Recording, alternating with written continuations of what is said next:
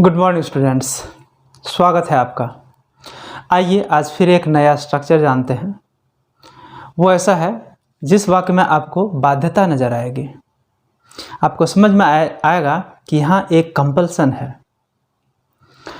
मतलब मजबूरी में करना पड़ रहा है। ठीक है, चलिए देखते हैं कि इस तरह के वाक्यों की संरचना कैसी होती है। मुझे काम करना पड़ता है। मुझे काम करना पड़ता है।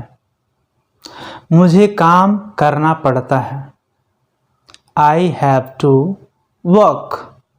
I have to work. मुझे काम करना पड़ता है। इसी को दूसरे शब्दों में बोल सकते हैं, I am compelled to work. I am compelled to work.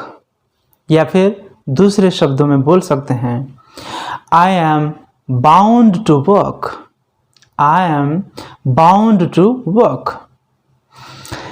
इसी तरह का सेंटेंस बनाते हैं इंग्लिश में। यदि हिंदी में थोड़ा सा अलग भी हो जाए तो, मुझे काम करना है, I have to. मुझे अध्ययन करना है, I have to study. मुझे खेलना है, I have to play. मुझे तैरना है, I have to swim. मुझे परीक्षा में बैठना है, I have to appear in the exam. ठीक है, आइए इसका पास्ट चलते हैं। मुझे पढ़ना पड़ता था, I had to read. मुझे खेलना पड़ता था, I had to play. उसे पढ़ना था, he had to play. he had to read. उसे खेलना था, he had to play. इसी का यदि हम फ्यूचर चलेंगे तो मुझे काम करना पड़ेगा,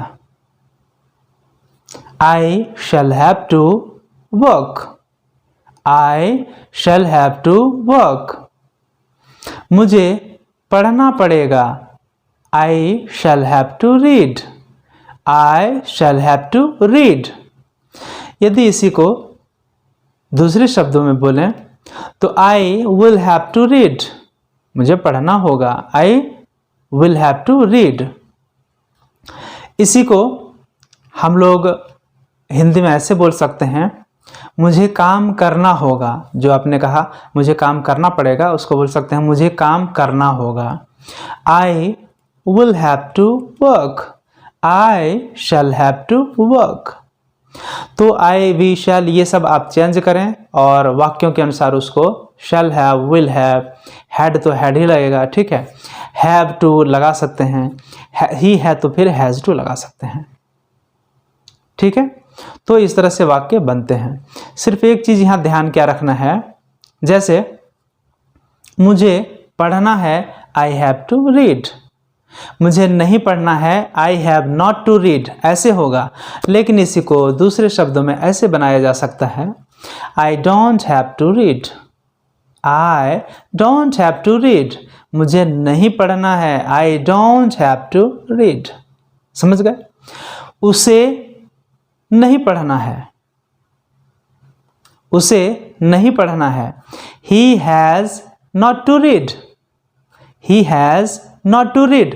इसी को दूसरे तरह से बोल सकते हैं, he doesn't have to read. देखिए does लग गया तो has के बदले have हो जाता है। he doesn't have to read.